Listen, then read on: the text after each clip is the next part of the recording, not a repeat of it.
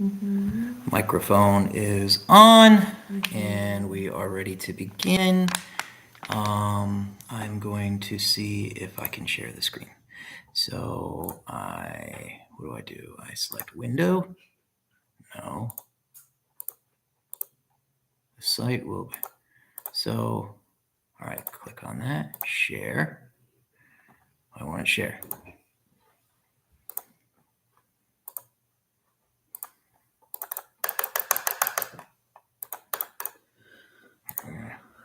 Try that again. Share. I want to share. Oh, maybe I did it wrong. Whoa, that's weird. Whoa, look at that.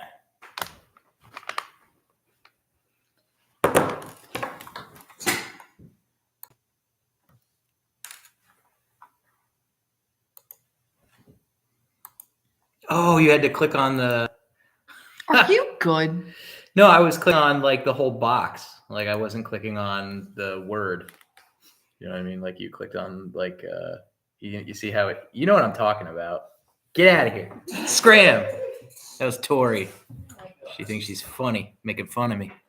Are you coming back? All right. I can't do this alone.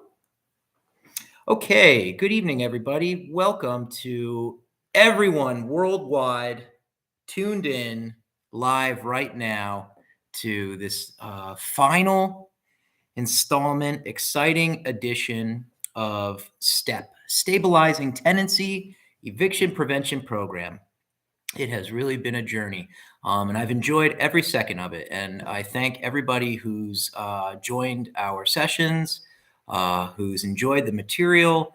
I've certainly enjoyed being a part of it and presenting the material to you. Let me just grab my water. Tori's stepping back. Oh, okay, so I'm joined again today by the wonderful Tori, who's my tech whiz, and she's here to just make sure that I don't screw up too much and make sure that everything goes off without a hitch, tech-wise, all that good stuff. So again, thank you again to everybody. Thank you to the New Jersey State Bar Foundation for your generous grant opportunity, allowing Family Promise of Sussex County to present this material. So again, for anybody who's joining STEPP for the first time, STEPP is an acronym, STEPP, Stabilizing Tenancy Eviction Prevention Program. And what this is course 10 of a 10-part series. So we're at the final class, the final course. And this is course 10 in a 10-course series that has been designed to convey landlord-tenant information, material, subject matter to prospective clients, to area practitioners, to area service providers, landlords, tenants, anybody who wants to be part of the solution. So the whole purpose of this program is so that we can present this information, and so that going forward, people can have more peaceable, more civil landlord-tenant transactions, and be less legally inclined, and so that each party knows the rights of the other party, and that we can just really have better landlord-tenant relationships in general. As many of you know who watch these classes, or for those of you who are area practitioners, whether that be in social services or whether that be in the law, we certainly know that evictions are a constant issue, and they're on the rise, as well as street homelessness, which is the end result of the eviction process. So we do everything that we can. Family Promise of Sussex County is a 501c3 nonprofit charitable organization. We deal or specialize strictly in housing issues. So we help in a range of, a wide array of people who need our services. So from those who are street level homeless, who need with relocation or rehousing services, to those who need prevention or diversion services like eviction services, paying rental arrears, and then of course we have other direct services like utility services and things like that.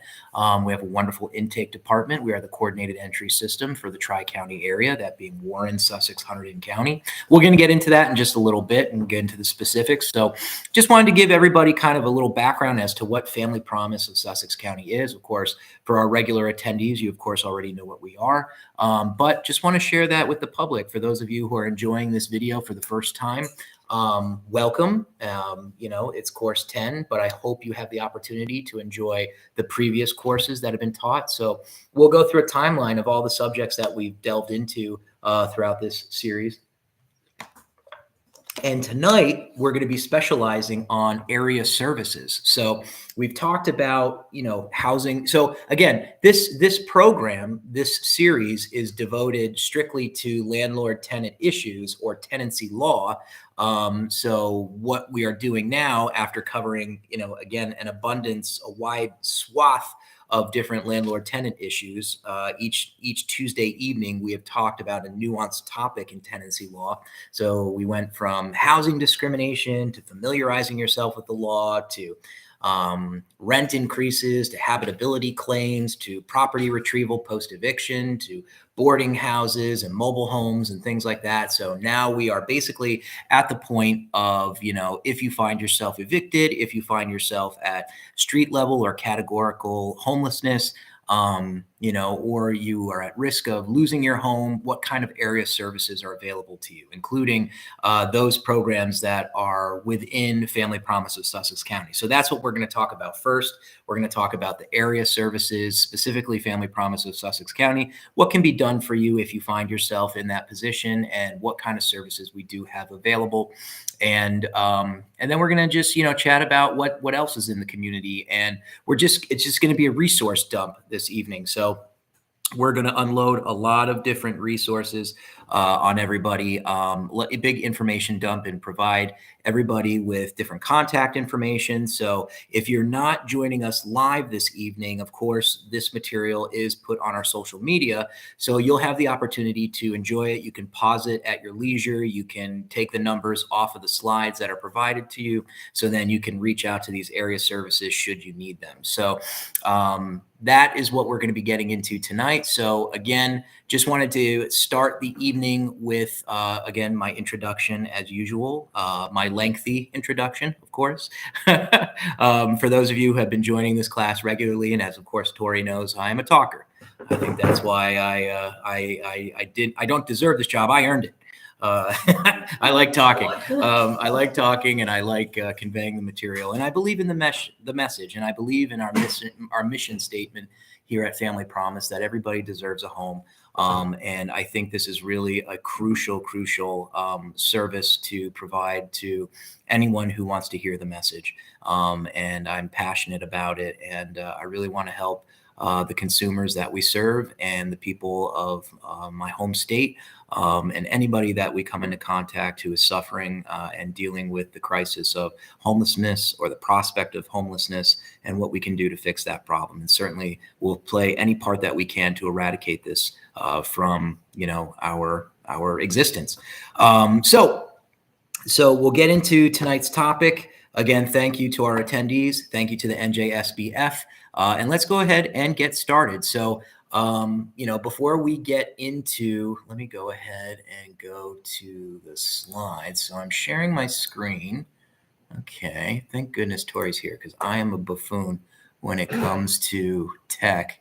And it's just like, it's just simple computer stuff like a PowerPoint. Oh my God, I'm just ridiculous. So here we go. So we're going to jump right in, and we are going to the first thing that we always do that we have to knock out right away is our disclaimer. So Family Promise of Sussex County, we are not a legal service provider. We, as I mentioned before, we are a 501c3 nonprofit charitable organization with the mission focus of eradicating homelessness and aiding those who are faced with the prospect of either street homelessness or eviction, anything like that has to deal with a housing related matter. We are going to work with you. So we are going to go and cover the variety of services that we have at Family Promise. Then of course we're going to talk about some of our counterparts in the community.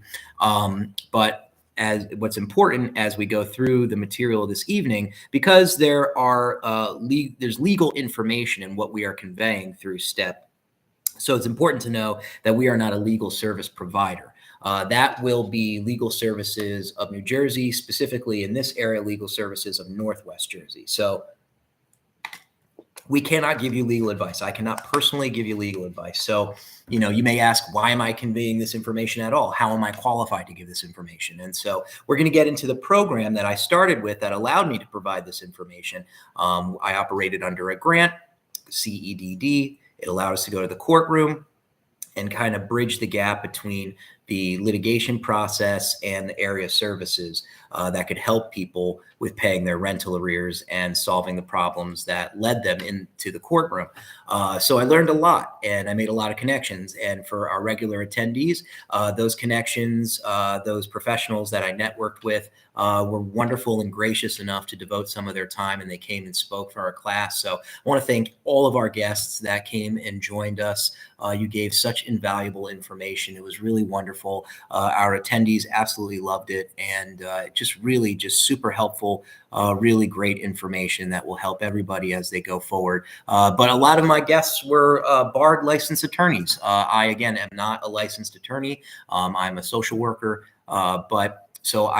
the information I'm providing is simply informational, especially when it pertains to the legal information. So if you have any questions of a legal consequence, I'm going to have to defer to Legal Services of New Jersey. And their contact information is going to be featured on the forthcoming slides. So please feel free to contact them if you find yourself in a situation where you are being evicted or you received a summons and complaint for eviction, or if you find yourself in a situation where you're having an inability to pay your rent, and you want to just be aware of your legal rights. Certainly, a lot of this great information is going to be in our prior classes as to what to do, what you're going to experience, and who to contact. But as we always say, the through line, as we continuously state here at STEPP, is communication with your landlord and communication with legal services. Get in with them early, do an intake assessment, get that legal representation. It's very important. But as a disclaimer, in general, I cannot provide you with legal advice. So again, this is simply informational. If you do have any questions of a legal consequence, please reach out to Legal Services of Northwest Jersey. Okay, so let's go ahead and move forward. So as you can see, as I was speaking before, we have this timeline up here. And from September 10th all the way up to November 19th. I can't believe we're already here. Time flies. I had a great time with everybody. Wonderful time conveying this information, and I hope you enjoyed it just as much as I enjoyed presenting it to you along with my guest speakers. So we had housing discrimination, familiarizing yourself with the law, renting your new home, rent increases, habitability, lease termination, landlord rights and eviction, property retrieval, rooms, boarding houses, mobile homes, and now, of course, we're on to local resources and special programs. So a whole wealth of information that we conveyed, a wide swath of different nuanced topics that we are really proud to present to everybody. Thank you again to the New Jersey State Bar Foundation for allowing us this wonderful opportunity. And thank you to everybody who attended and enjoyed the material. And I hope you absorbed some really helpful, invaluable information. And if you ever find yourself in this situation, I pray that you don't. But if you do, hopefully you'll be able to resolve it and be armed with the knowledge that you do have. Landlords, you can respect and know the rights of your tenants. Tenants, make sure that you can assert those rights and certainly get yourself to legal services. And of course, if you need Family Promise of Sussex County, we are always here and available to help you in any way that we can, and as well as the other area services that I'm going to mention during these slides. So as you can see again from the timeline, we are here all the way November 19th. Again, I just can't believe at the time that has passed, but it's been a wonderful journey. And tonight we are doing local resources and special programs. So let's go ahead and dive right in. So, here I am, Frank Sawicki, Direct Services Manager, Family Promise of Sussex County. And we'll go ahead and move forward with that. So here we go. So let's jump right in to initially what we are talking about. We are talking about Family Promise of Sussex County. So again, we have already covered the wide range of different topics with regard to tenancy law, ranging from, housing discrimination to habitability claims and so forth. So if you need, to be refresh yourself on those topics, please pause this and go ahead and enjoy those videos. But what we're talking about tonight is, the legal process has run its course, or you find yourself in the middle of the legal process. And of course, the information that was conveyed on the prior, episodes or classes is going to be tremendously helpful in helping you assert your rights and intelligently navigate the legal system and process in tenancy court. But what will you do if you find yourself, that, you need diversion services? And what we mean is prevention services, preventing or diverting eviction. And we have some programs here at Family Promise of Sussex County that can help you with that. So if you find yourself in an eviction process, please reach out to Family Promise of Sussex County and we can help you. So I'm just going to touch on some of the services that we have at Family Promise of Sussex County, and we'll go ahead and let you know what we got here. So right now, we're going to just jump into first homelessness prevention program, or what is commonly referred to as HPP, Homelessness Prevention Program. So this is a DCA funded program that comes from their Office of Homelessness Prevention. And what this is actually a codified statutory program. So the regulations that have been created for HPP actually come from the legislature.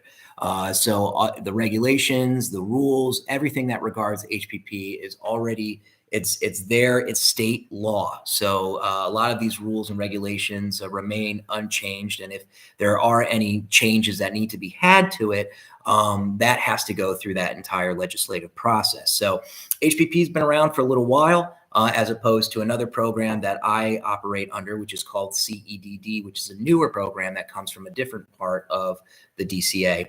But HPP been around for a little bit longer, and what this is designed to do is be a short-term, one-time assistance with regard to prevention or relocation services. So HPP, or homelessness prevention service or program, is designed to help people who are facing eviction. So if you find yourself in that position this evening and you're enjoying this video and you're listening to the information that's being conveyed, this is certainly a service that you may want to inquire about at Family Promise of Sussex County. So what it's designed to do and what it's meant to do is to be a one-time assistance. So it's meant to be just one shot. Everybody gets their one-time assistance to help you get out of that jam. So if you find yourself in the eviction courts, you have to, and you want to reach out and enjoy this or get this service, then there are some requirements. So it's meant to be a prevention tool. It's also a relocation or a rehousing tool, but we'll talk about that. So we're going to bifurcate or separate it into two different types of service. So we're going to talk about the prevention side first, and then we're going to talk about the rehousing or the relocation side of it. So the prevention side is basically you find yourself in court, or and actually that's actually a requirement of HPP. So unfortunately, and as we've been talking about before, in those instances where we say communicate with your landlord ahead of time, that's obviously important if you want to set up a settlement agreement, if you want to make installment payments, you want to do things like that. But HPP, at least for the prevention services, actually requires a docket number. So if you find yourself at the stage in litigation where you've received a complaint, a summons and complaint, then you have a docket number. And the docket number is simply just kind of a tracking code. It's your assigned number that helps track your case throughout the litigation process. So if you're in Sussex County, and as it pertains to Family Promise of Sussex County, your docket number is going to be specific to Sussex County. You'll be in the Superior Court, and you'll be in the Special Civil Part, and you'll be in Landlord-Tenant Court. So your docket number it'll have a series of letters and then some numbers. So it'll be SSX for Sussex, -LT for Landlord-Tenant, dash a series of numbers, and those first 6 numbers are basically part of the number that identifies what case you are in the year that it's been filed. So if your case is 0001000 -24, you are the 1000th case that has been filed in the year 2024. So again, it'll be SSX-LT a series of 6 numbers -24, and that is your special docket number assigned to you in Landlord-Tenant Court. So When you are once you get that, then you are now eligible for HPP's prevention services or prevention program. And the whole idea and why we call it a prevention service or homelessness prevention is because it's meant to divert or prevent homelessness that could potentially result from the eviction process. But again, you do, like I said, the most important thing or one of the rules to remember is that you do need a docket number. You actually have to be a landlord-tenant litigant. And as it pertains to Family Promise of Sussex County, you have to be a landlord-tenant litigant in Sussex County in order to receive the HPP services for Family Promise of Sussex County. However, there are HPP programs in many different counties. So Morris County has their own HPP provider. Other counties have their HPP provider. So if you find yourself in a county outside of Sussex County and you're in landlord-tenant court in your respective superior court in their special civil part, landlord-tenant court, make sure you reach out to, just Google area services, call 211. We'll get into that particular service to see if they can connect you with the area services and try to inquire about which area service provider, which social service provider or nonprofit in your area has that HPP grant. Comes from the Department of Community Affairs and is operated at the local level at your nonprofit who are the recipient or the grantees for that particular program. And they will assist you. Now, again, you do need that docket number, okay? But if you have that, then you can call and the application process can begin. Now, in order for HPP to be applied, there are some other specific requirements that you must get. And to make sure that I have some of the general information on the slides here, but just to make sure I give you guys the specific, precise information, I'm going to go grab my folder real quick. I'll be two shakes. Right, be right back.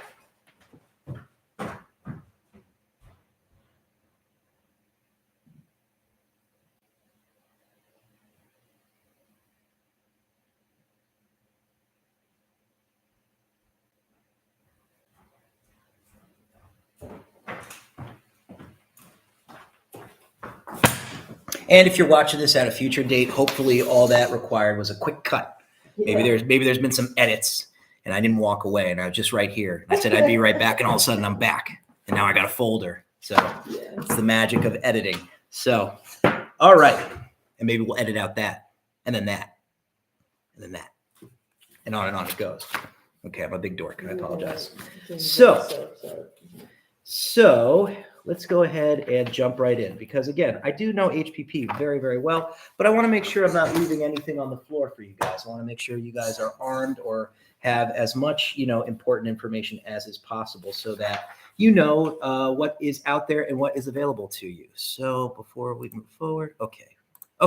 So HPP.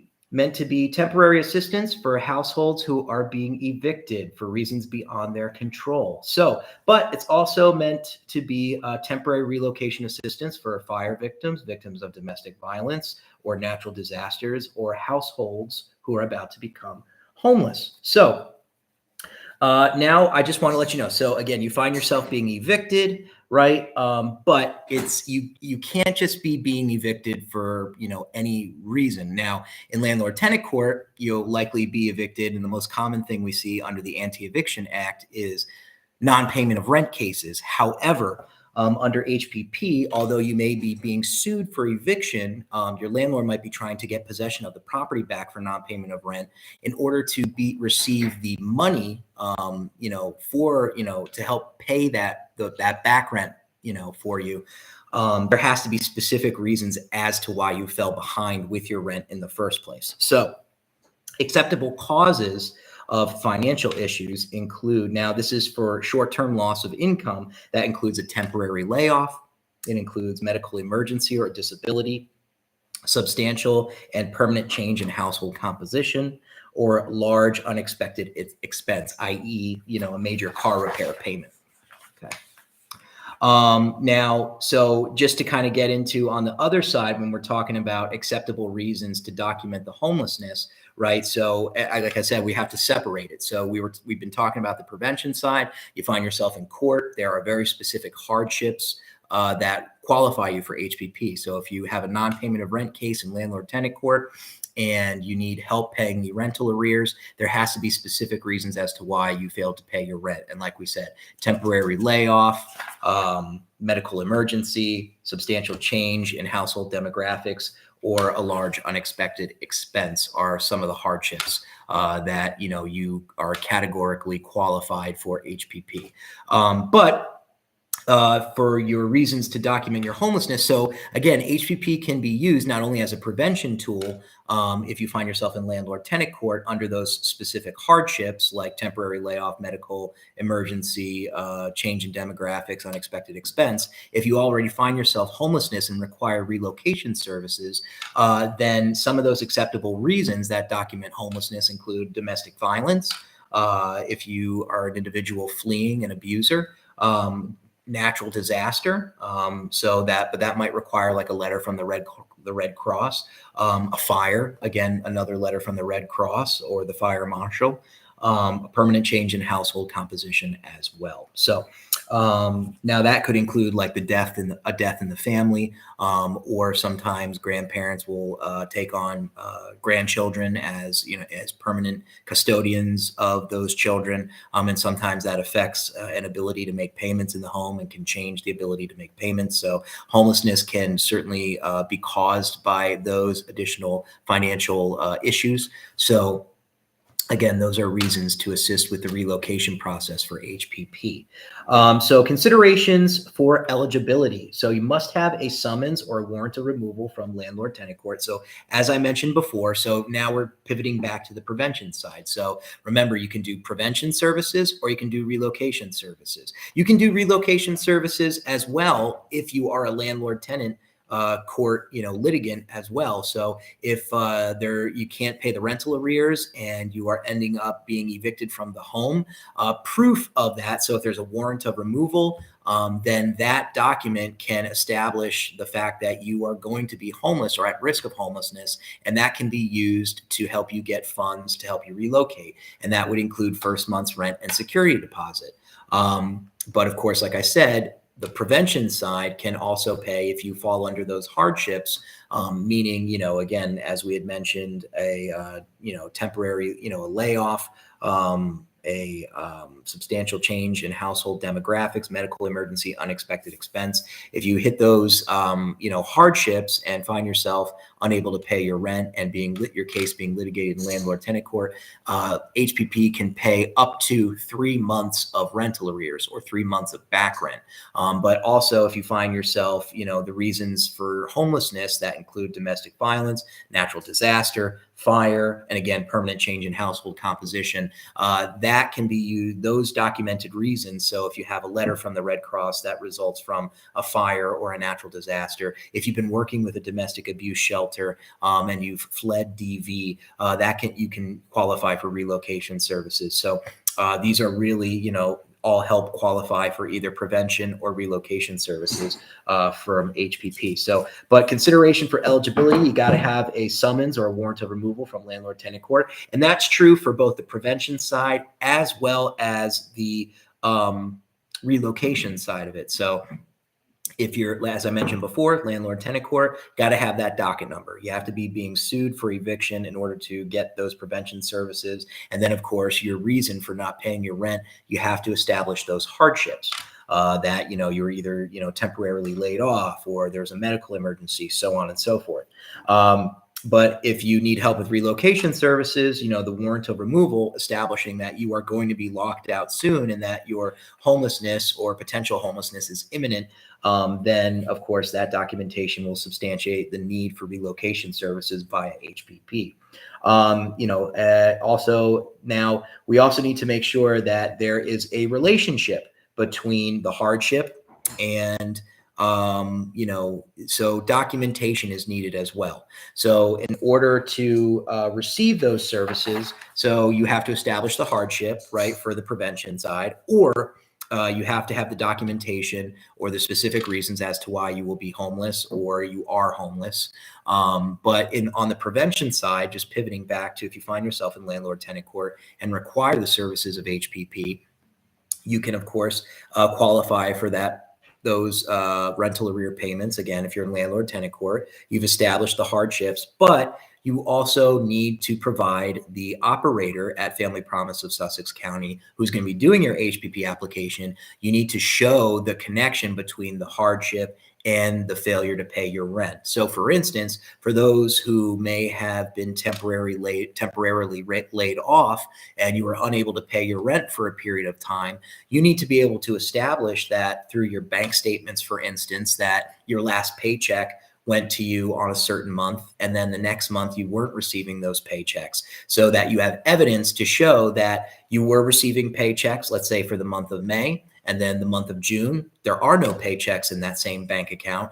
And it shows that per the documents from the court, maybe in the complaint, which itemizes which months you failed to pay rent, it'll say June. And if, the operator of the HPP, grant and applications shows or can see that, okay, the complaint says June rent went unpaid. And I can see that per the client's bank account. May, they got their last paycheck stub. And then June, there's nothing in the bank account. And then, of course, like we said, the complaint says that June was the first month that rent went unpaid. There's evidence. There's a tie.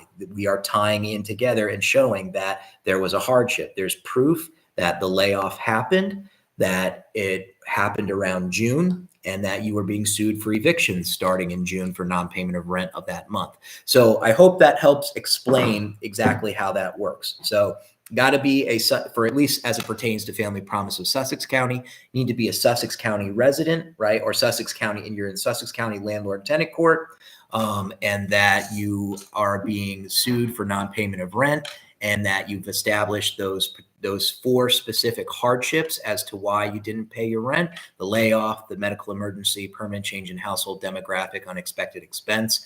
And then, of course, you can tie the hardship to the non-payment of rent with evidence. Okay, so that is absolutely necessary, and that will be part of the application process. Now, another requirement.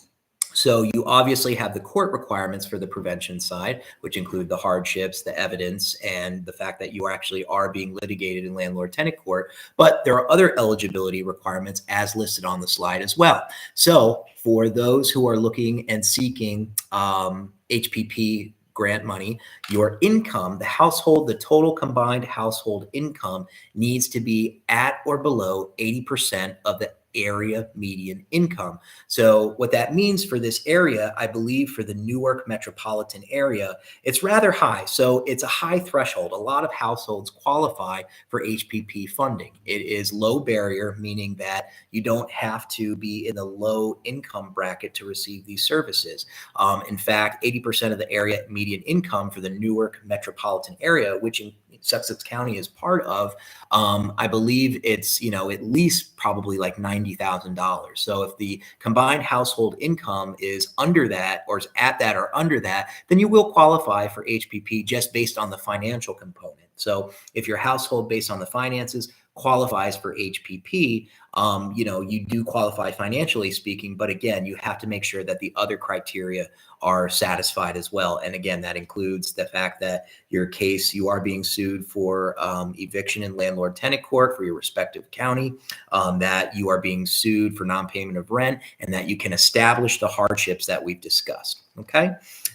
You also must be a New Jersey resident who is legally in the United States. So proof of legal presence in the United States is required. So you can use your current permanent residence card, your current visa, certificate of citizenship, certificate of naturalization, alien registration receipt, commonly known as a green card, or a grant letter from the asylum office of INS. Okay, so those are all documents. So again, you do have to be a New Jersey resident, and you do have to be legally in the United States and be able to document it with those documents that I had just mentioned in order to receive the grant. So New Jersey resident, legally in the United States, household income needs to be at or below 80% of the area median income, being sued in your county's respective superior court, the special civil part, landlord-tenant court. You have a docket number and you're being sued for non-payment of rent, and that the reason you didn't pay your rent is under the hardships that we had discussed, and you can prove that with documentation. Okay. So once you have meet those criteria, you will qualify for the HPP prevention side of that grant, and you can receive up to 3 months in rental arrears. Okay. Now, if you find yourself in a position where you need relocation services, so if it turns out that you're not going to, the rental arrears aren't going to be paid, or perhaps you made an agreement whereby you are vacating, or there's been a warrant of removal been issued, and the arrears, let's say for instance, are too high, and HPP can only pay 3 months, and the additional months that are owed can't be paid, and or just won't be able to make those payments, and you need to relocate, HPP can help in that regard as well. So if a warrant of removal is eventually issued, now remember, for those regular attendees who have watched our eviction video, the warrant of removal is that final document that comes down from the court when you go to trial and the judge enters a judgment of possession. So when you go to landlord-tenant court, or your landlord takes you to landlord-tenant court, they are asking the judge for possession of the property back, right? Now, of course, in a non-payment of rent case, paying the rent that's owed will make the case go away. That is the ultimate remedy. But the landlord is not asking the court for that money. They can sue you in other parts of the special civil part, so in district court or in small claims court, but specifically in landlord-tenant court, they just want possession of the property back. So they're going to the judge, and the judge gives them at trial possession of the property back, which is called judgment of possession. They have to wait at least 3 calendar days. Those days come and pass. They can take that affidavit from the judge and bring it to the clerk's office, and then file for what's called a warrant of removal. That warrant of removal is what's referred to, gets posted on the door commonly of litigants or tenants' homes, and that will have what's called the lockout date. And that is the date that says this is the absolute last date that you can be on the property before you are removed from the home by a special civil part officer. Again, the only person deemed with the authority to actually remove you from the home. Illegal lockouts cannot be performed by the landlord and so forth, which we covered in our eviction video. And I please strongly suggest that you check out that video. But if you find yourself, as I had mentioned, in that situation where you have a warrant of removal that says you have to be out by a certain date, that can be used to establish your need for HPP's relocation services. So we went through the criteria that makes you eligible for HPP's prevention services that can pay up to 3 months of back rent or rental arrears. But if that doesn't work out and you have that warrant of removal or documentation that proves your homelessness, then you can get security deposit first month's rent paid for your relocation. Now, again, for those relocation services for HPP, you do not need to have gone through the eviction process.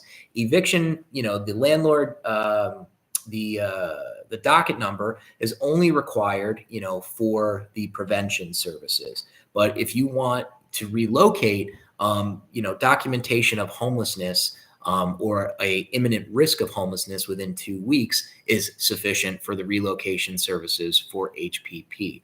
But the other criteria are absolutely still necessary. So the household income has to be at or below 80% of the area median income. You have to be a legal New Jersey resident and have documentation that allows you to prove it. Okay. So those criteria still exist for eligibility, but for relocation services for HPP, you do not need to be a landlord-tenant litigant. Okay. And we had mentioned that before. So if you're fleeing DV, if you're a victim of a natural disaster or fire, or there's been a permanent change in household composition, you can still qualify for the security deposit and first month's rent relocation services under HPP.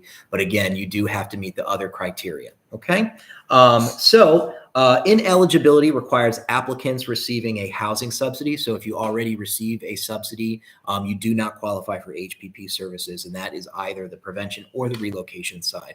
So if for those of you who are in public housing, for those of you who receive any other kind of transferable subsidy like a Section 8 voucher, or if you receive, a project-based voucher or anything like that, you unfortunately are not eligible for HPP because you are deemed to have already have a benefit through your voucher or that subsidy. Applicants being released from prison or jail, unfortunately, are not, they do not qualify for the HPP program. If you are an applicant on TANF or SSI, that renders you ineligible. However, in those instances, or if you are a recipient of TANF or SSI, if you simply get a denial letter from the Department of Social Services, then we can work with you with HPP. Okay. And of course, illegal residents. So if you cannot legally establish your residency in the United States and you're not a New Jersey resident, you cannot qualify for HPP as well. And then, of course, applicants who are renting from a family member, including a spouse, parent, step-parent, child, stepchild, grandparent, grandchild, sister, brother, or step-sibling, are also ineligible for HPP. Okay. And that covers that. We've discussed the length of assistance. And of course, there is a lengthy application for HPP as well. So you do, after you've established the eligibility requirements, whether that be for relocation or prevention services via HPP, both needs, whether it's rehousing or relocation or prevention, both require an application process. That application does need to be completed within a week's time. So you get 7 days to complete the application. We have an operator here who does an exceptional job at completing the applications with clients.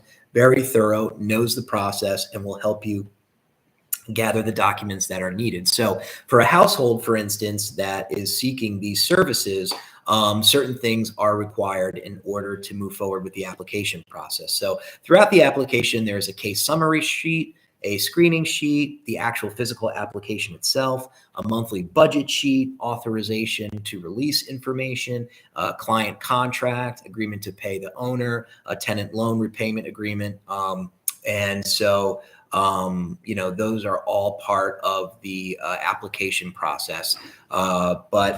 And then, of course, you are submitted for clearance by the DCA. It's an entire process, but that's not something we have to get too specific into. I just wanted to let people know what the application process actually entails. But you don't have to get too. We don't have to get too deep in the weeds on the other processes. But the important thing is to know what the requirements are for eligibility, what the program does, what the purpose of it is, what the assistant terms are, how long they last for, and what can be done under HPP. So again, for prevention, up to 3 months in back rent, for relocation, first month's rent, security deposit.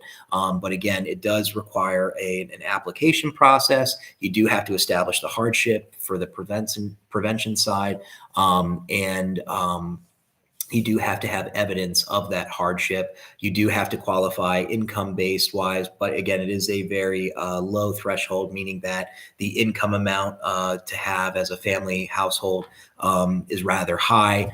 But there are some documents that you need to do to establish your New Jersey residency and your legal residency in the United States. But again, that is for 3 months rental arrears for prevention, security deposit, first month's rent for the relocation purposes. For those households that are seeking HPP, so it's available for individuals and households. But if you meet all the criteria and you find yourself qualifying for HPP, you can get that information, or you can get that grant, but it does require documentation as well. So in addition to the criteria we discussed, you will need to provide to our operator.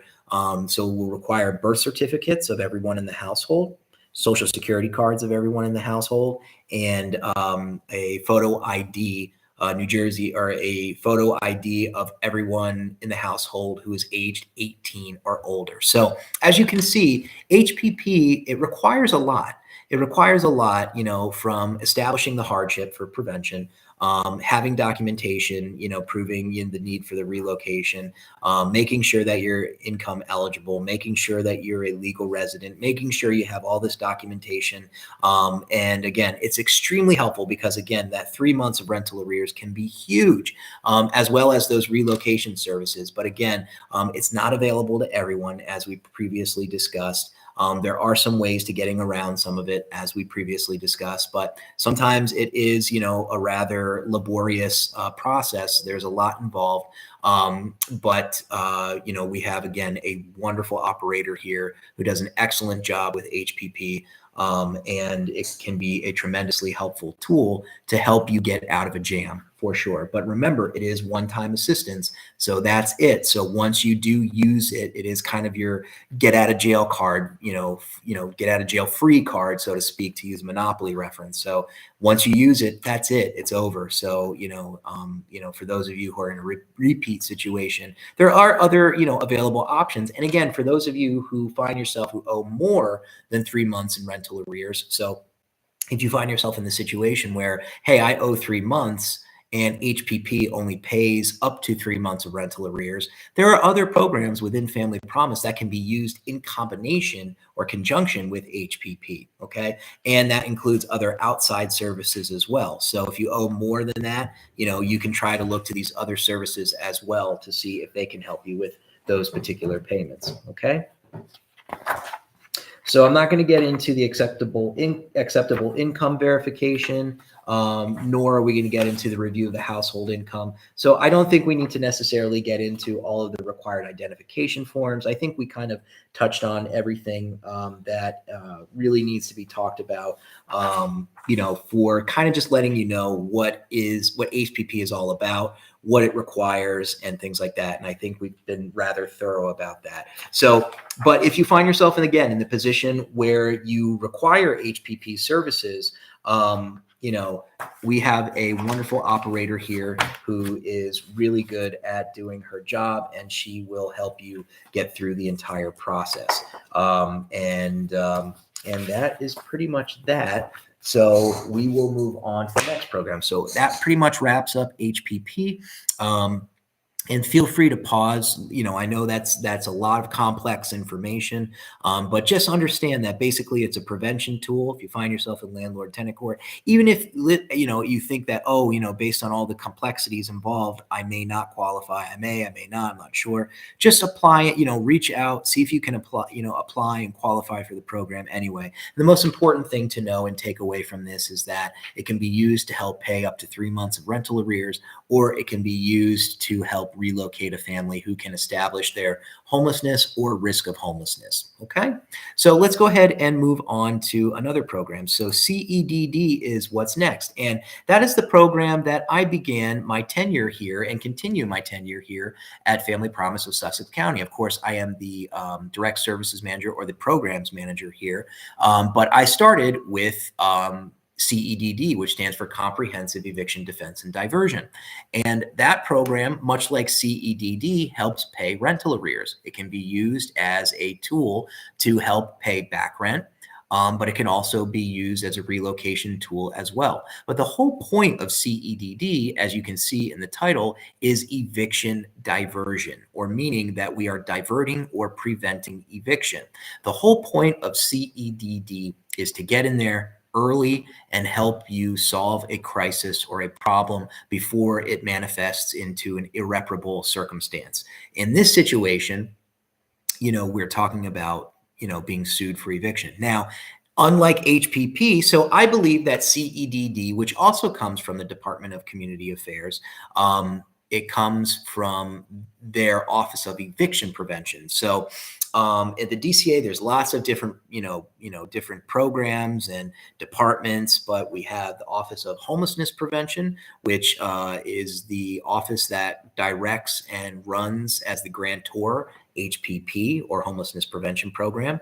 Office of Eviction Prevention is the one that operates CEDD.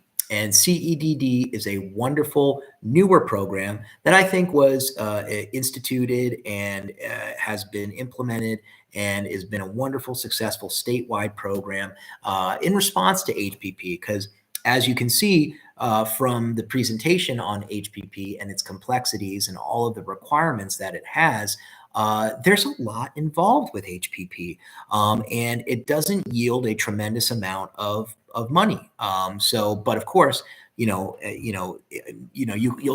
can take what you can get, certainly, and 3 months of rental arrears is certainly much needed in many instances. But CEDD has been in response to kind of the restrictive nature of HPP. And what I mean is that one, it doesn't require a docket number. It does not require citizenship or the documentation of citizenship.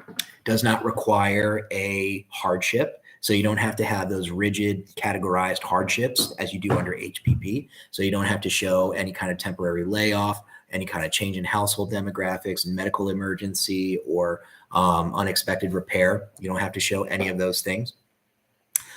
Basically, you just, so if you find yourself in that situation where you are struggling to pay your rent and you are at risk of being sued for eviction, what we are trying to do is, and the earlier the better when it comes to CEDD.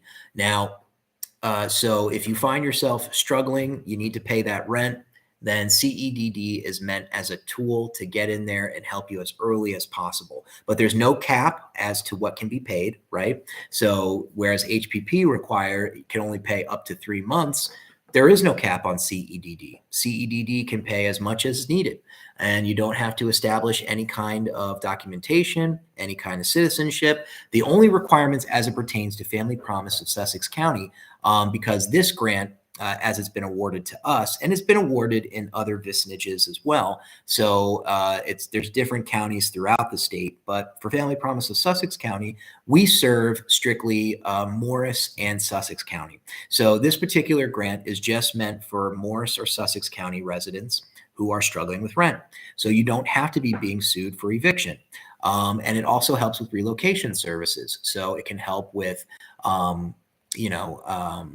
relocation. So whether that's reasonable moving expenses, security deposit, first month's rent, it could also pay for realtor fees. It can pay for medical expenses. It can pay for higher education assistance. There's a lot that CEDD can pay for. Again, with the connection being that we are diverting eviction. So if paying these bills, or paying, if it's helping keep the tenant or keep the client in their home, then CEDD can be used. And again, it's much simpler. It removes all of that, convoluted, cumbersome nature of HPP, and allows us to just get down to what is the problem, tell us what it is, and we will get in there and help you as best we can. Now, with all of our grants, there's a finite amount of money. And of course, I could spend the CEDD grant in court in 1 day, but we only have what we have. So, the earlier you can get to us, the lower the amount of arrears that you may owe, the easier it is. But we always look at the totality of the circumstances and a case-by-case basis to make a determination as to how we can help an individual. And that's how I came to, learn the knowledge and the information that I have at Family Promise of Sussex County, and why I teach STEPP, because I started off at Family Promise of Sussex County as a resource navigator. And those are the operators who help implement the CEDD grant, or Comprehensive Eviction Defense and Diversion. So with CEDD, what it did is it allowed me and my team to go to court. So we go to court every Tuesday. There's court in the Superior Court in Sussex County, in the Special Civil Part in Landlord-Tenant Court, and every Thursday in the Morris County Superior Court in their Special Civil Part in their Landlord-Tenant Court. They have court. So Sussex County Tuesday, Morris County Thursday. It allowed us to go to court and to work with legal practitioners, with court staff, with landlords, with tenants, and we would try to help come up with some kind of resolution to the problem, whether that be paying the rental arrears, or if the individual who's being sued for eviction, if there was a crisis of mental health, substance abuse, domestic violence, loss of employment, whatever the problem may be, we would then try to connect that individual to the area social services that would help them solve that particular problem, or try to pay the back rent, or work with legal services to help develop a plan that would either end up being a stipulation settlement, making installment payments, or helping with relocation services, anything we could do to help serve that client. And then again, bridge the gap between the courtroom, litigation process and the services in the area. And it's been a really helpful program, and it's been really wonderful. It's been one of the flagship prevention programs that we have here at Family Promise of Sussex County, and has been integral in helping solve the eviction crisis in the state of New Jersey. So we hope it will continue. It's been absolutely wonderful working with the Department of Community Affairs. But as I had mentioned, although I said that we do go to court, and help recruit, and we recruit clients from court to help solve their problem at trial. We also work with clients who call in. We have flyers for this program that get disseminated through the court. So people in Vicinage 10, which is comprised of Sussex and Morris County, who are receiving a summons and complaint for eviction in landlord-tenant court for Sussex and Morris County. Our flyer for that program is advertised, as well as STEPP.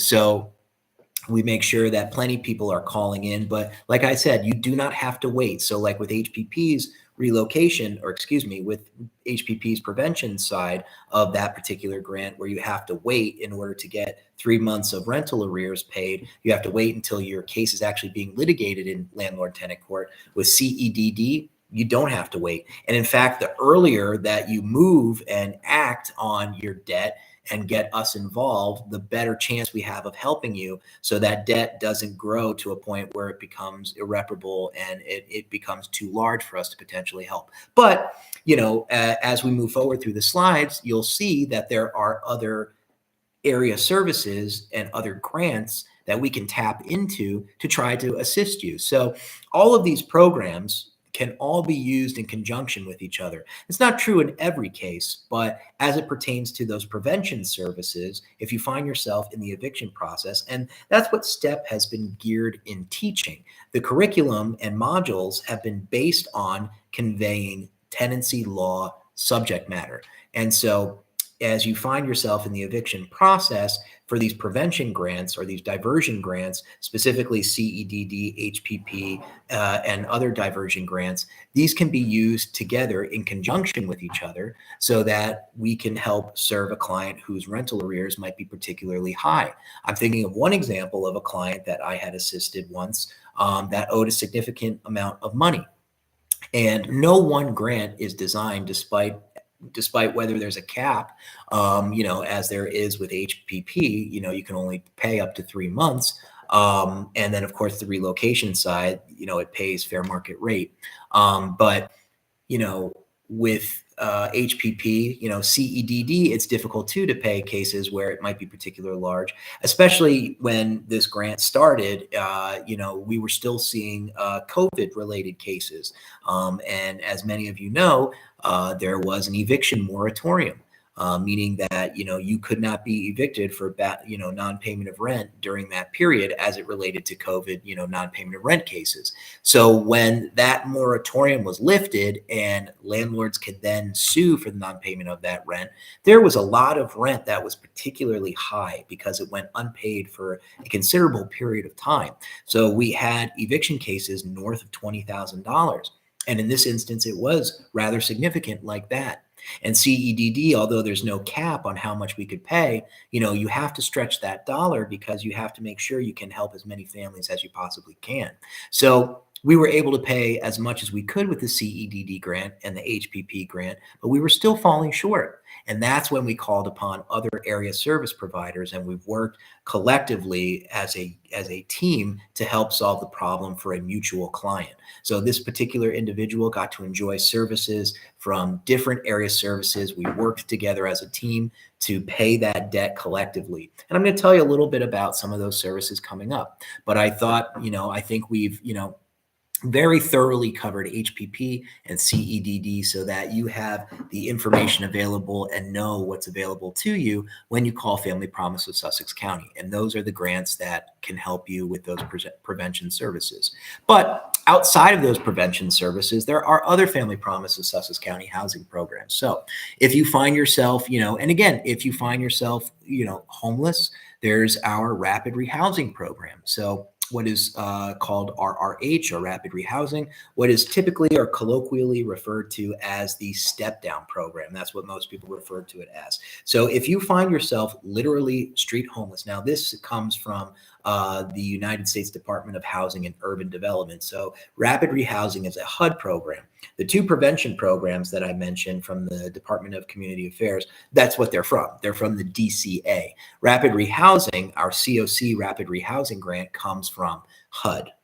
So we have a mixture of different grants, but a lot of them still serve, the homeless population, and they are geared towards rehousing clients. That's what rapid rehousing does. So rapid rehousing, if you are literally street homeless, meaning that you are staying at a place that is not meant for human habitation, or if you are at a hotel motel being paid for by a nonprofit charitable organization like Family Promise of Sussex County, or you are being sheltered in one of their units, you are categorically street homeless.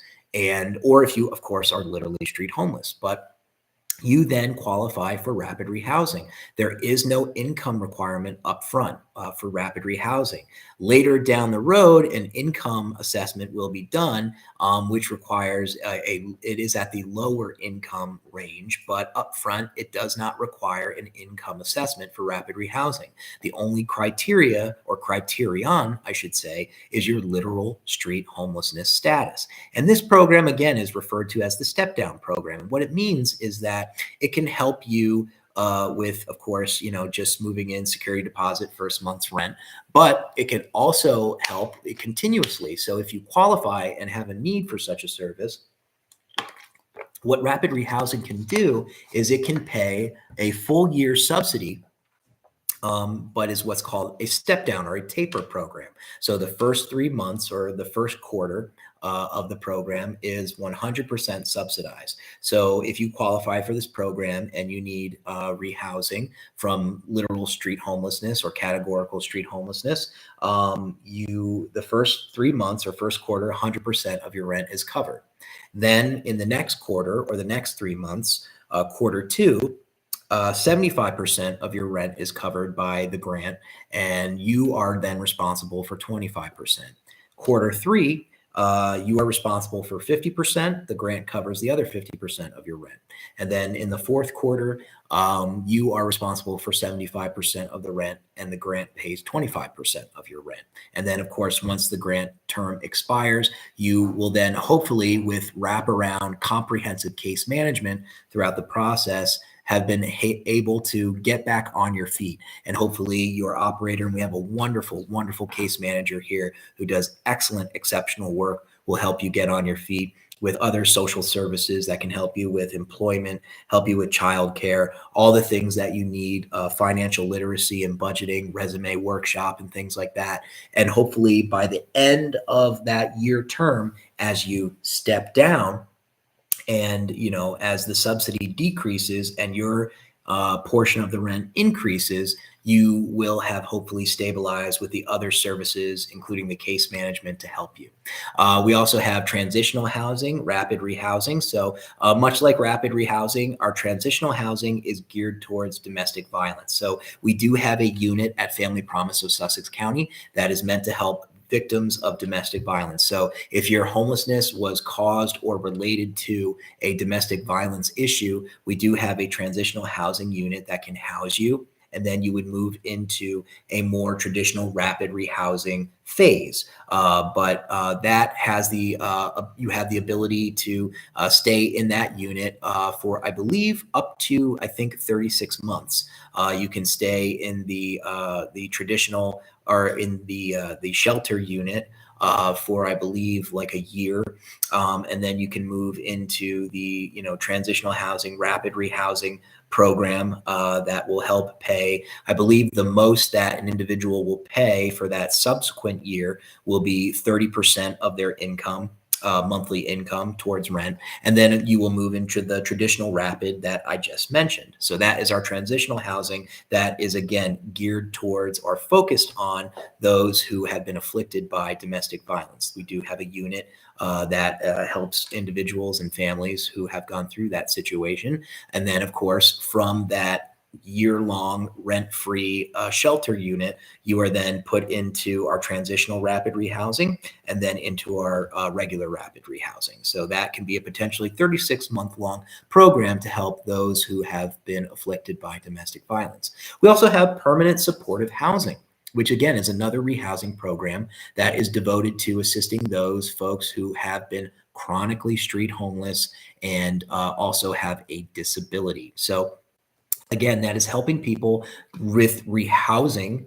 But in order to qualify for PSH, which again is another HUD-based program, in order to do so, you have to establish what is called chronicity or chronic street homelessness. So for PSH, the basic criteria for that is you have to have established one continuous year of street homelessness, or there have to have been 4 periods of street homelessness within a 3-year period that total one continuous year of street homelessness, plus a disability that causes that homelessness. So I'll repeat. So it has to be one continuous year of street homelessness and a disability, or 4 isolated or 4 instances of homelessness that total 1 year within a 3-year period plus a disability, and you will qualify for permanent supportive housing. And permanent supportive housing is permanent. The idea behind this is there is a calculation done by our team here, which assesses and determines that based on your disability, based on your homelessness chronicity, you qualify for potentially a lifelong subsidy, meaning that only a certain percentage of your monthly income is used towards rent, and the remainder of the grant subsidy is what pays your rent and can pay it potentially for life. Okay. And then, of course, we have homelessness prevention rapid rehousing, which is referred to as HPRP2. I love that name, HPRP2. It's so great. And we love our acronyms here in the social service world. And the 2 is just basically 2.0. So HPRP, it just means that it's a grant that's bifurcated or separated into 2 categories, much like HPP. HPP has a prevention side, it has a rehousing side, but the rapid rehousing side for this grant is different. So it has a homelessness prevention side, much like HPP. So, and just like HPP, you have to have all the criterion that HPP requires that we mentioned in the first slide. But the prevention payments are a little more comprehensive. So much like CEDD and again, HPP, this is another diversion or prevention tool that we have at Family Promise of Sussex County. But instead of just simply paying 3 months of rental arrears, the prevention side of the HPRP2 grant can pay up to 6 months of assistance, and with a max of 3 months back rent. So it can actually pay forward monthly rent. If you find yourself litigating an eviction case for non-payment of rent in Sussex County, HPRP can assist you in that regard. So, and it can pay up to 3 months of back rent, and then it can pay so 6 months total, no more than 3 months back. So it can work like this. So it could do 3 months back rent, 3 months forward monthly rent to give you a cushion, right? Especially if you're looking for a job, you need a little bit of extra help. But this is for a lower income qualification. So if you are using the prevention side of HPP, there is an income requirement upfront, and I believe it's 30% of the area median income and lower. So whereas CEDD and HPP are 80% of the area median income or lower. So this is intended for the lower income bracket of individuals who need this assistance, which is why the prevention side of the grant offers a little bit of that forward monthly rent cushion for those who might be struggling and have a lower income and need a little extra help. But as I had mentioned before, no more than 3 months back, 6 months in total. So you can do 3 months back rent, 3 months forward, or you can do 2 months back, 4 months forward, 1 month back, 5 months forward, 6 months total. Okay. And then, of course, the rehousing side, much like the transitional housing, rapid rehousing that I had mentioned, although it's not DV focused, if you are using the rapid rehousing side of the HPRP2 grant, meaning that you are street level homeless or, I believe, at imminent risk of homelessness, and you need to use the rapid rehousing side. So you can't use both. You can't use prevention and rapid rehousing. You have to use one or the other. But if you use prevention at one time in your life, you are not disqualified from using rapid rehousing at another time. So you can use both sides of the grant, but you can't use both sides simultaneously. But if you find yourself either literally street homeless or at imminent risk of street homelessness, and you need the rapid rehousing grant or of the HPRP2 side of that grant, with that, that is a 12-month subsidy. The first month is 100% covered, and the subsequent 11 months you pay, I believe, no more than 30% of your monthly income. And if your income is zero, 30% of zero is zero. So you pay nothing. So it's a tool. So when you call, obviously, it's probably not a great idea to just say, well, I want this program, I want this program, or I want this, or I want that program. It's best to let the operators here make a determination as to what program you qualify for, because it is our expertise and acumen and professionalism and experience that will allow us to find the appropriate program that fits your circumstances. But it's wonderful to know the different wide variety of programs that we have here that are both prevention minded and rehousing minded. So if you are using the rehousing side of the HPRP2 grant, there is, unlike the prevention side, there is no upfront income requirement or assessment. That is done at 6 months. But much like the prevention side, at that 6th month, your income must be 30% AMI or below. So again, it is meant for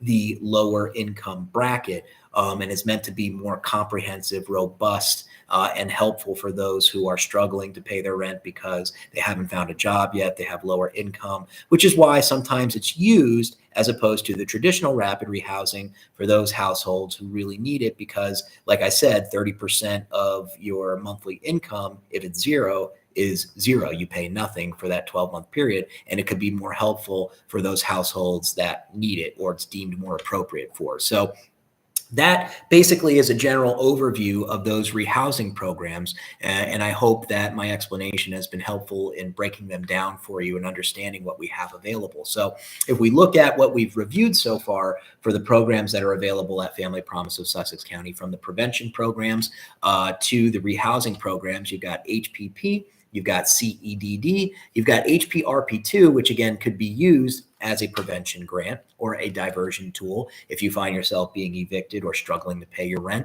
And then, of course, we have rapid rehousing, transitional housing, rapid rehousing, permanent supportive housing, and then, of course, the HPRP2 grant again, but we also have a rehousing element of it as well. So a really great variety of prevention or diversion tools. And then, of course, you have your rehousing tools as well. Okay. And we have a really just incredibly gifted, intelligent, compassionate, hardworking staff that knows these grants like the back of their hand, and they will be able to assist you with making sure that you get the applicable services that you need. Okay. And that includes case management as well. So if you find yourself, calling and saying, well, I don't have, like, for instance, if you need the HPRP grant and it requires a lot of the documentation that I had mentioned earlier with the HPP grant, with, establishing your citizenship, having birth certificates, having social security cards, photo ID of everybody in the house at the age of 18 or older. You may not have all of those things, or say, gosh, I don't know where my birth certificate is. It's been years, or I'm street level homeless. Why would I have my birth certificate on me, right? Case management here will help you get those documents together so that you are program ready. So they will help you collect those documents. They will help you crafting or drafting or creating or developing a budget that will get you ready for success and help develop that self-efficacy and that independence so that you can be successful and thrive as you operate and move through these grants. So that is another wonderful component of the work that is done here at Family Promise. The guidance, right? Having that safety net, that security, that compassion, that zealous advocacy, and that really intelligent expertise and acumen that comes with the professionalism here. Okay. So we also have some other direct services here at Family Promise of Sussex County, and that includes our coordinated entry system. We are the central intake for all housing related services in Sussex, Morris, and our coordinated entry, I believe, instead of Morris, I believe it's Sussex, Warren, and Hunterdon County. So for we are the central intake, and we have the coordinated entry system for the Tri-County area, which I believe is actually Sussex, Warren, and Hunterdon. Morris is a grant county that we operate with, but that is strictly as it relates to CEDD. So for those Morris County residents who call Family Promise of Sussex County, the only grant that is applicable to Morris County residents here at Family Promise, I believe, is CEDD and LIHEAP, which is a utility service. So I don't want to say that is absolutely true, but I do know that this portion of the slide, as it refers to coordinated entry, it's Sussex, Warren, and Hunterdon. But we basically are the intake system. So for those of you who are dealing with a housing crisis, please call Family Promise of Sussex County. And whether you live in Sussex, Warren, or Hunterdon, and if you live in Morris too, because if you need prevention services or relocation services through CEDD, please let us help you. And our number is 973-579-1180. Again, that is 973-579-1180. Please call us and we will have our intake staff do an intake assessment with you. It takes about 15 minutes. They'll ask you some questions. And then that document, your intake will then be passed along to the appropriate staff manager or supervisor, who will then get it to the appropriate case manager and get you in front of the programs that we talked about before, whether it's CEDD, HPP, HPRP, transitional housing, rapid rehousing, permanent supportive housing. We will make sure that the appropriate program, you get the attention that you need. And that includes LIHEAP, which stands for Low Income Heating Energy Assistance Program. And that deals with helping people pay their utility needs. Okay. We also have a mobile outreach team. So for those individuals and families who are literally street homeless. So as I mentioned before, if you literally are street homeless, perhaps sleeping in your car, or if you are staying at a hotel motel that is being paid for by a nonprofit charitable organization, or if you're staying at a shelter of a nonprofit or charitable organization, you are what is called categorically or literally street homeless. And you do qualify for mobile outreach services. And mobile outreach is a fantastic new program, much like CEDD at Family Promise of Sussex County, the purpose of which is a team that goes out into the community. We have a wonderful team of individuals here that will go into the community and seek out people. So they do outreach and engagement to try to let people know the programs that we have here, much like I'm doing now, but in the community. And they help folks who are street homeless who otherwise can't get to our agency, and help you do intake assessments out in the field and bring the services to you. And their whole point is to do case management, get you connected to area services within the community, and help get you to the services and programs here at Family Promise of Sussex County. We also have housing navigation. So we have individuals here who help find listings, work with landlords, work with other contractors and other community leaders to find what affordable housing units are available to help share with our clients. And then we have our financial literacy class that is taught and is a wonderful class to help people learn budgeting and other skills that can help make their finances thrive. And then, of course, I don't think it's listed on the slide, but I think it goes without saying, there's STEPP as well, which I know for a fact is amazing. It's probably one of the best services that we have here. Don't you laugh, Tori. It's amazing. It's amazing. I do a great job. No. And thank you for attending. I really appreciate everybody that's been here and has been enjoying this. I really just, as you can see, I'm a motor mouth for sure. But I love presenting the information because, like I said, I really am passionate about what we do here at Family Promise. It means the world to me to bring the services to the people who need it. I love my community, and that's what we're here to do, and we're here to help. And I hope the knowledge I've conveyed about these programs has been helpful to those recipients of that information. So as we round out this evening's lecture or the presentation, what we are going to end with are other other local service providers. So as I mentioned before, we work in tandem with a whole host of other programs that are in the community. So I touched largely on the services that are at Family Promise of Sussex County because that's what I know, right? I'm the programs manager here, and I've touched largely on the services that we have available for our consumers if you end up calling our agency specifically. But like I had mentioned, part of our case management is working with other community service providers so that our consumers or clients have the best, most comprehensive service and experience as is possible. So we will call all of these services to make sure that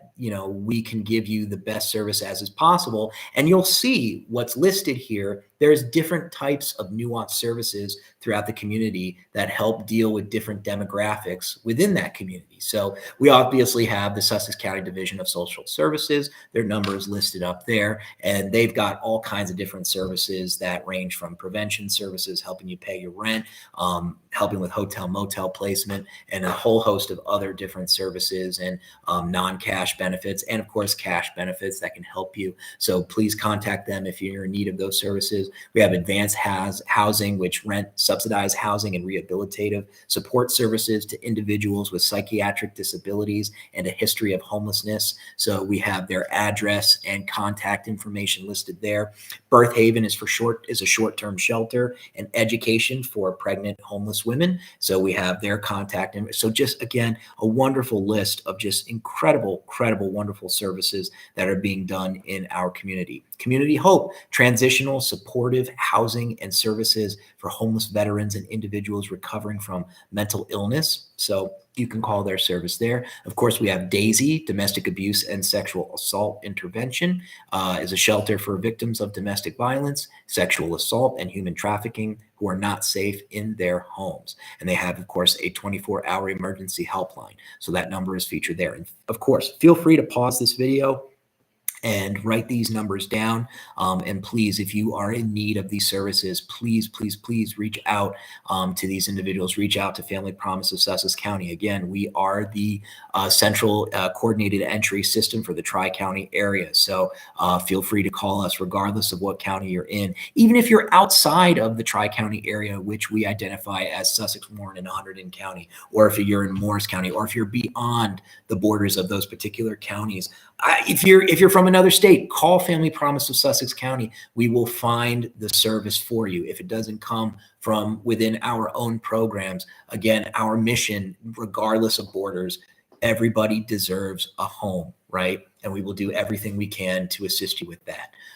So please reach out to us, 973-579-1180. Again, that's 973-579-1180, and we would do everything we can to get you connected to the applicable service, whether it's in-house, whether it's within Sussex County and beyond. We will make sure that gets done. We have an excellent staff and team of case managers who are compassionate and really care about the consumers that we help. We also have Market Street Mission, which is listed here, which is a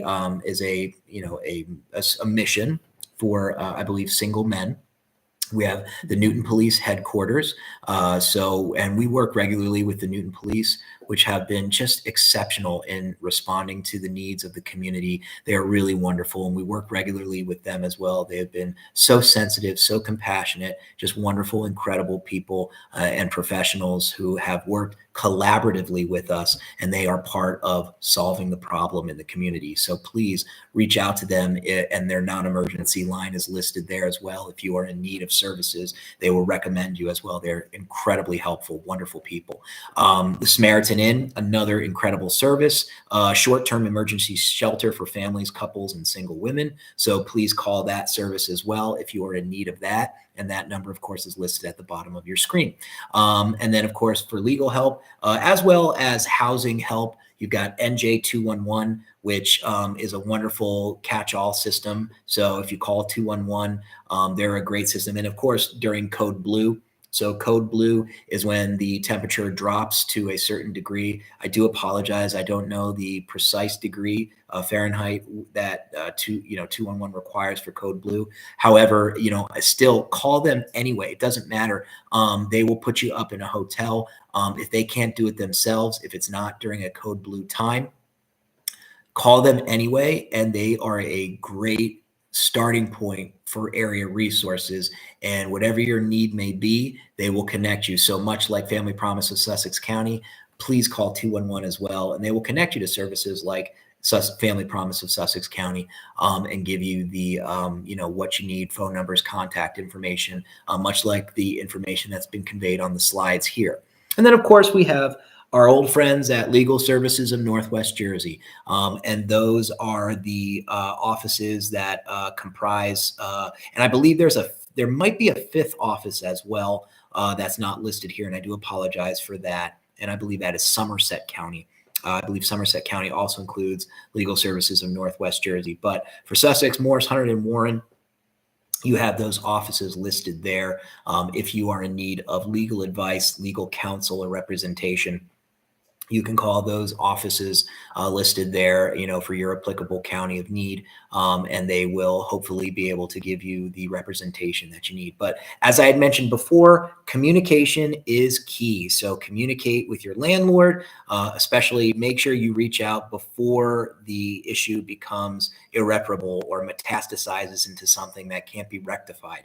You want to make sure that you are reaching out to an attorney. So please take down these numbers and make sure you reach out to an attorney. So the problem is not at a point where it's irreparable, and you can deal with it at a time where it's manageable and hasn't metastasized into an irreparable problem.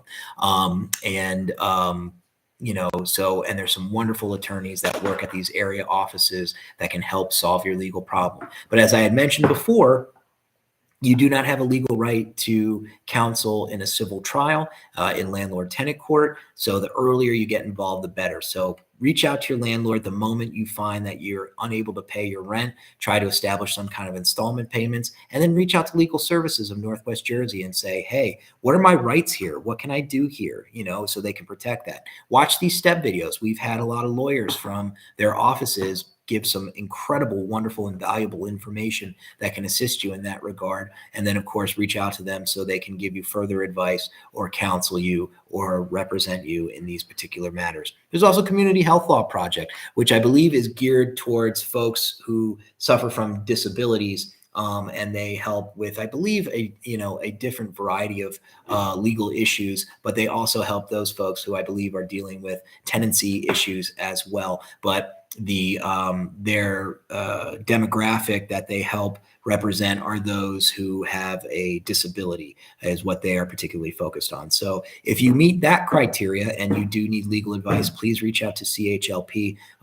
They have some wonderful attorneys there. We've spoken with our guest, Sarah Webb, who was a wonderful guest here, who helped discuss rent increases with us. She did an exceptional job, gave some incredible information, and she was such a lovely, wonderful guest, and we appreciated her time. And she's one of the managing attorneys at Community Health Law Project. So again, Community Health Law Project, Legal Services of Northwest Jersey. Please make sure you reach out to them if you have a legal need, of course. Okay. And then as it pertains to food and clothing, so we have a variety of different programs, non-cash benefit programs. And then, of course, we also have some thrift shops. We have some food pantries that are available on here as well. So, of course, there's some information about applying for SNAP with the Department of Social Services, and, of course, WIC as well through Norwest Cap. There's the Beehive Thrift Shop, Benny's Bodega, Bodhi, I hope I'm pronouncing that right. I do apologize. Monastery Food Pantry, the Branchville United Methodist Church Food Pantry, Church Mouse Thrift Shop, Grace's Food Pantry, and Grace's Open Door. So please feel free to pause your screen and see their hours of operation, their locations, and contact information. Again, really helpful information for those of you who need additional information outside of rehousing, outside of legal advice, outside of prevention services. You need contact to food. These are some wonderful services in our community that can help you get those nutritious meals that you and your family may need. Okay. Okay. And then, of course, that continues as well. And it looks like they're alphabetically listed from, Harvest Home Foods and Harvest House to Manor House, Minnesink, the Partnership for Social Services, Samaritan Inn Food Pantry, the Sparta Community Food Pantry, a lot of really great, wonderful services, again, that are available to the folks who need it. So that is listed here for you as well, with their hours of operation, their addresses, contact information as well. So just wanted to make sure that you folks have that available to you. And again, feel free to pause this for those of you who are not live attendees, and those who are watching this in the future. Feel free to pause and take down this information so that you can get in touch with these resources as well. And that caps off our slides for the night, our course for the evening, and our course. That's it. We're done. I wish I had confetti to explode. Maybe what we'll do, and Jamie and Tori, I'll give them a task. Well, I won't give it to them. They'll have to go through their supervisor and all this. But what would be really wonderful if we had some graphics, they'll probably edit this out, but I really envision some amazing confetti just like bursting through the screen, and just lots of loud music and trumpets and everything, because you're done. You graduated STEPP. You are an expert. You went from housing discrimination all the way to local resources, and you stuck through it with me. And that in and of itself is a challenge, to just sit here and have to endure me conveying this information. So I am so grateful and so appreciative, and so humbled by your attention and your willingness to learn this information and go through this journey with me. We have a wonderful slide here from Dawn, and really a special thanks to Dawn Hendershot and her wonderful team, Tori and Jamie, who have helped put the tech together, helped make this present this information, who have stuck by my side, who have really made me feel like really supported, and did a great job and helped us present this information. And it's not easy to work with me. I'm quite a diva off camera, so you don't want to know about it. But thank you again, Dawn, for such an enlightening, wonderful, sensitive, thoughtful, and just really inspiring quote. In proportion as one renders service, he becomes great. So I think that is really enlightening quote from Booker T. Washington. And I think that says a lot about the work that's done here at Family Promises Sussex County. But you don't have to be hired and paid for it as a professional. We can help our fellow neighbor in any service. So again, if you're hearing this message and you're not experiencing the situation that warrants the need for these particular services, please, if you have this information, please bestow it upon somebody who may need it. Or if you come across somebody who is in need, please help them get to the services that I've listed for you and made available to you. And just, or again, bestow some kindness, some charity upon them, because it really is just such a devastating, heart-wrenching experience to not know where you're going to lay your head at night. And that's what we try to do here every day, and advocate and fight for those families and those individuals. And hopefully we can, by services like this, like STEPP, inform the community and make a better all-around community and society. So that is our hope here. And I hope you've enjoyed the material, and I hope you help deliver that message going forward. Once again, another deep, heartfelt, sincere thank you so much to the New Jersey State Bar Foundation for your generous donation and grant that allowed us to present the material, to everybody who worked and was part of this project.